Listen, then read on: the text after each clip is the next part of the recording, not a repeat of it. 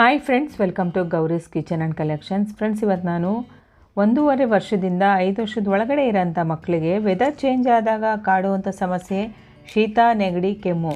ಇಂಥ ಸಮಸ್ಯೆಗೆ ಮನೆಯಲ್ಲೇ ಮನೆಮದ್ದನ್ನು ಹೇಗೆ ಮಾಡ್ಕೊಳ್ಳೋದು. ನೀವು ಇಂಗ್ಲೀಷ್ ಮೆಡಿಸನ್ ಆದರೆ 3-4 ದಿನ ಟೈಮ್ ಹಿಡಿಯುತ್ತೆ. ಆದರೆ ಈ ಒಂದು ಔಷಧಿ ಏನಿದೆ ಇದು 2 ದಿನದಲ್ಲಿ ಕಂಪ್ಲೀಟಾಗಿ ಎಂಥ ಒಂದು ರನ್ನಿಂಗ್ ನೋಸ್ ಇದ್ರೂ ಕಂಪ್ಲೀಟಾಗಿ ಕ್ಯೂರ್ ಆಗುತ್ತೆ.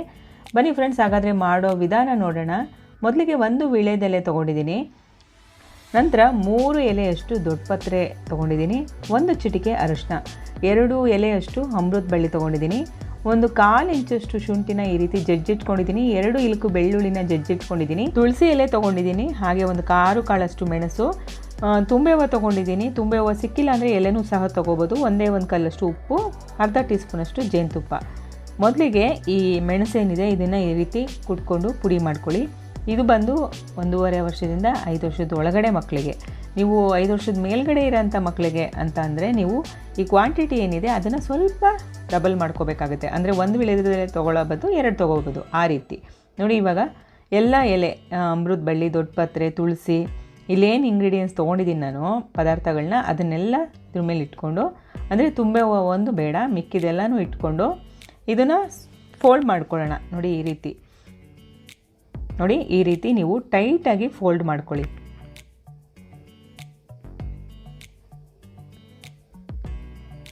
ನಂತರ ಇದಕ್ಕೆ 1 ಫೋರ್ಕ್ ಸ್ಪೂನ್ ತೊಗೊಂಡು ಇದನ್ನು ಚುಚ್ಕೊಳ್ಳೋಣ. ನೋಡಿ, ಈ ರೀತಿ ಟೈಟಾಗಿ ಇಟ್ಕೊಂಡು ಚುಚ್ಕೊಳ್ಳಿ. ನೋಡಿ, ಇವಾಗ ರೆಡಿ ಆಯ್ತಲ್ವಾ. ಇವಾಗ ಈ ತುಂಬೆ ಹೂವು ಏನಿದೆ ಇದನ್ನು ಜಜ್ಕೊಳ್ಳೋಣ. ಈ ರೀತಿ ನೋಡಿ, ಈ ರೀತಿ ಜಜ್ಕೋಬೇಕು. ತುಂಬೆ ಹೂವು ತುಂಬಾ ಒಳ್ಳೆಯದು. ನಿಮಗೆ ಸೊಪ್ಪು ಈ ಥರ ಹೂವು ಸಿಕ್ಕಿಲ್ಲ ಅಂದರೆ ಸೊಪ್ಪು ತೊಗೋಬೋದು, ಏನು ತೊಂದರೆ ಇಲ್ಲ. ನೋಡಿ, ಇವಾಗ ಜಜ್ಕೊಂಡಿದ್ದೀನಿ. ಇದನ್ನು ಒಂದು ಬೌಲ್ ಅಥವಾ ಈ ಥರ ಸೌಟ್ಗೆ ಹಾಕೋಬೋದು. ನಂತರ ನಾನೇನು 4 ಸ್ಪೂನಲ್ಲಿ ಚುಚ್ಕೊಂಡಿದ್ದೆ ನೋಡಿ, ಅದನ್ನು ಒಲೆ ಮೇಲೆ ನೀಟಾಗಿ ಸುಟ್ಕೋಬೇಕು. ಸಿಮ್ಮಲ್ಲಿ ಇಟ್ಕೊಳ್ಳಿ. ಸಿಮ್ಮಲ್ಲಿ ಇಟ್ಕೊಂಡು ಆರಾಮಾಗಿ ನಿಧಾನಕ್ಕೆ ಸುಟ್ಕೊಳ್ಳಿ. ನೋಡಿ, ಈ ರೀತಿ ಸುಟ್ಕೊಂಡಾದಮೇಲೆ ನೋಡಿ, ಕೈಯಲ್ಲೇ ಈ ರೀತಿ ಚೆನ್ನಾಗಿ ಮಸ್ಕೊಂಡು ಇದರಲ್ಲಿರೋ ರಸ ಎಲ್ಲ ತೆಕ್ಕೊಳ್ಳೋಣ. ಒಂದು ಬೌಲ್ ಅಥವಾ ಒಂದು ಸೌಟ್ಗೆ ಈ ರೀತಿ ಚೆನ್ನಾಗಿ ತೆಕ್ಕೊಳ್ಳಿ. ಇದರಲ್ಲಿ ಸುಮಾರು 1-1.5 ಸ್ಪೂನಷ್ಟು ನಿಮಗೆ ರಸ ಬಿಡುತ್ತೆ. ನೋಡಿ, ಈ ರೀತಿ ಚೆನ್ನಾಗಿ ಇಟ್ಕೊಳ್ಳೋಣ. ಫ್ರೆಂಡ್ಸ್, ಇದು ಯಾವುದೇ ಒಂದು ಸೈಡ್ ಎಫೆಕ್ಟ್ಸ್ ಇಲ್ಲ. ನೀವು ಇಂಗ್ಲೀಷ್ ಮೆಡಿಸನ್ಗಿಂತ ಫಾಸ್ಟಾಗಿ ಈ ಒಂದು ಔಷಧಿ ನಿಮಗೆ ಮಕ್ಕಳಲ್ಲಿ ಕೆಲಸ ಮಾಡುತ್ತೆ.